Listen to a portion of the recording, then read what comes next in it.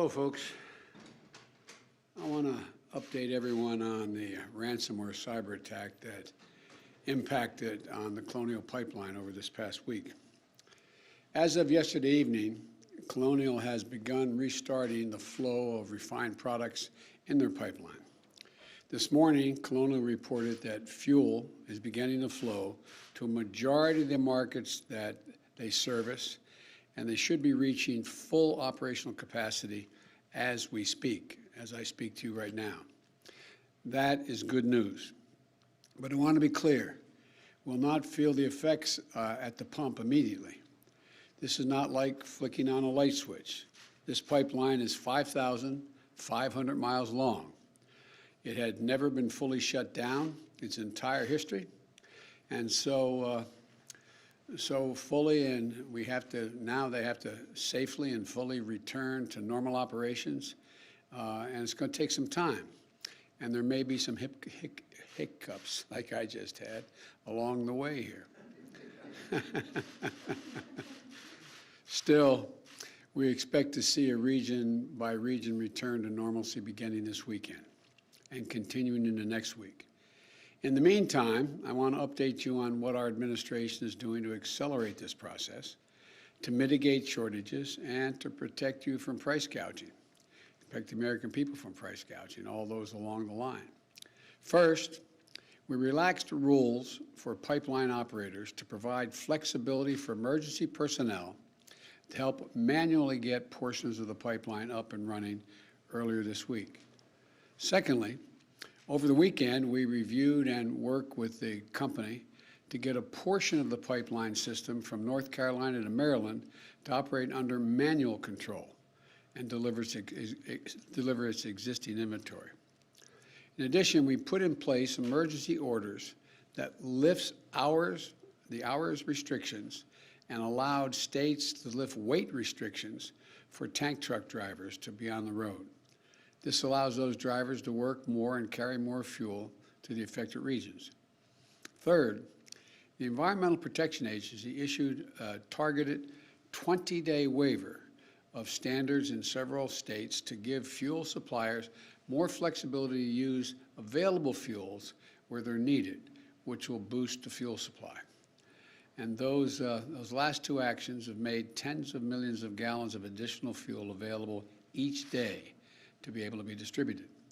Put another way, the extraordinary measures the administration has taken, we estimate, sent enough gas to stations to fill the tanks of over 5 million vehicles in the last few days. Fourthly, as part of an effort to use every possible means to accelerate fuel deliveries, last night I granted a waiver of the Jones Act to fuel suppliers. This allows non-U.S. flagged vessels to transport refined fuel products from the Gulf of Mexico to affected areas, and we'll grant additional waivers if necessary. These steps are temporary, but they will remain in place until full service is fully restored. This is a whole of government response to get more fuel more quickly to where it's needed and to limit the pain being felt by American customers. Now, here's what drives the driver in the states that are affected. Here's what you can do, the drivers. Don't panic, number one. I know seeing lines at the pumps or gas stations with no gas can be extremely stressful, but this is a temporary situation. Do not get more gas than you need in the next few days. As I said, we expect the situation to begin to improve by the weekend and into early next week, and gasoline supply is coming back online, and panic buying will only slow the process. And I also want to say something to the gas stations. Do not, I repeat, do not try to take advantage of consumers during this time. I'm going to work with governors in the affected states to put a stop to price gouging wherever it arises. And I'm asking our federal agencies to stand ready to provide assistance to state-level efforts to monitor and address any price gouging at the pump. Nobody should be using this situation for financial gain. That's what the hackers are trying to do. That's what they're about, not us. That's not who we are. And as for the people who carried out this attack, The FBI has released details on the attack so others can take steps to prevent from being victimized like Colonial has been. We do not believe, I emphasize, we do not believe the Russian government was involved in this attack. But we do have strong reason to believe that the criminals who did the attack are living in Russia. That's where it came from. We're from Russia. We have been in direct communications with Moscow about the imperative for responsible countries to take decisive action against these ransomware networks. And we're also going to pursue a measure to disrupt their ability to operate. And our Justice Department has launched a new task force dedicated to prosecuting ransomware hackers to the full extent of the law. And finally, let me say that this event is providing an urgent reminder of why we need to harden our infrastructure and make it more resilient against all threats, natural and man-made. My administration is continuing to safeguard our critical infrastructure, the majority of which is privately owned and managed, like Colonial Pipeline. Private entities are in charge of their own cybersecurity, and we know what they need. They need greater private sector investment in cybersecurity. And that's why we launched a new public-private initiative in April that is focusing on strengthening cybersecurity in the electric sector for natural gas, for pipelines, as well as water systems and other lifeline sectors. And last night, I signed an executive order to improve the nation's cybersecurity. It calls for federal agencies to work more closely with the private sector to share information, strengthen cybersecurity practices, and deploy technologies that increase reliance against cyber attacks. It outlines innovative ways the government will drive to deliver security and software, using federal buying power to jumpstart the market and improve the products that all Americans use. To assist in this urgent work of protecting our nation against cyber attacks, I'm calling on the United States Senate to move quickly to confirm Chris Inglis as our National Cyber Director and Jen Easterly to be the Director of Cybersecurity and Infrastructure Security Agency at the Department of Homeland Security. In America, we've seen critical infrastructure taken offline by floods, fires, storms, and criminal hackers. In Texas last month, we saw what happens when storms hit power systems that aren't fully modernized or ready for the threats of extreme weather with tragic results. Now we're seeing the effect of criminal hackers with gas lines throughout the the southeast.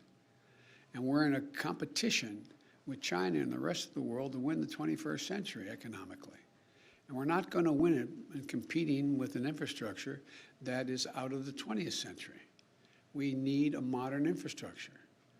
My American Jobs Plan includes transformative investments in modernizing and securing our critical infrastructure.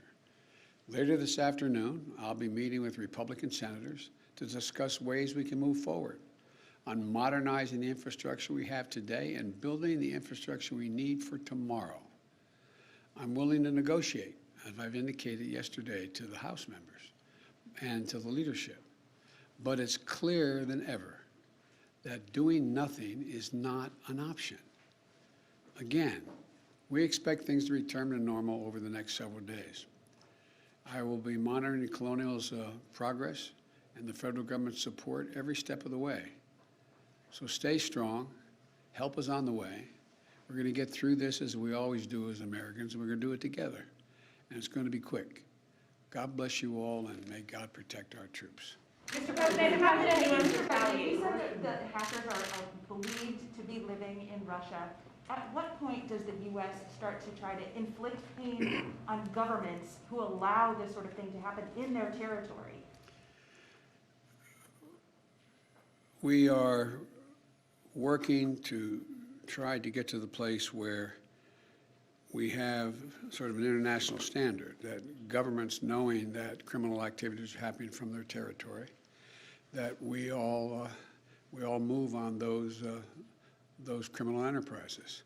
And I expect that's one of the topics I'll be talking about with President Putin.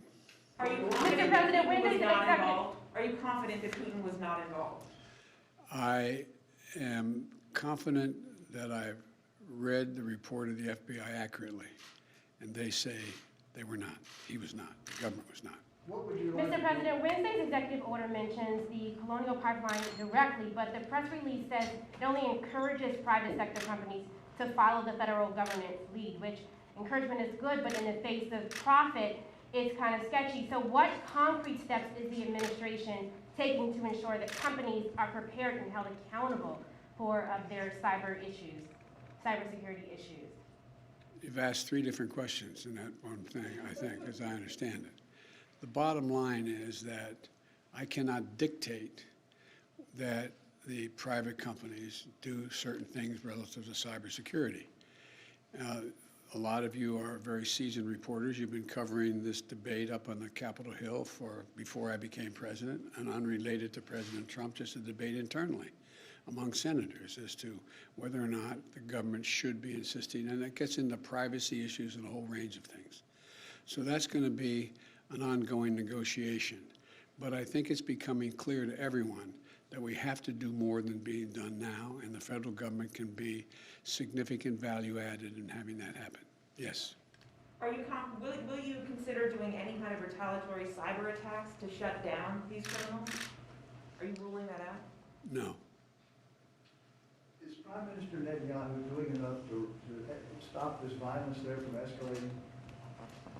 I had a brief conversation with him yesterday, and I have my intelligence community, the Defense Department, as well as the State Department, have been in contact with all of their counterparts not only in Israel, but in the region. And one of the things that I have seen thus far is that there has not been a significant overreaction. The question is how we get to a point where they get to a point where there is a significant reduction in the attacks, particularly the rocket attacks that are indiscriminately fired into population centers. But I expect I'll be having some more discussions. And we haven't just spoken with the Israelis, with the Egyptians, the Saudi, and others. So it's a work in progress right now. So thank you all so very much. Mr. President, would you take one more on the ransom? Were you briefed on the fact that the company did pay the ransom?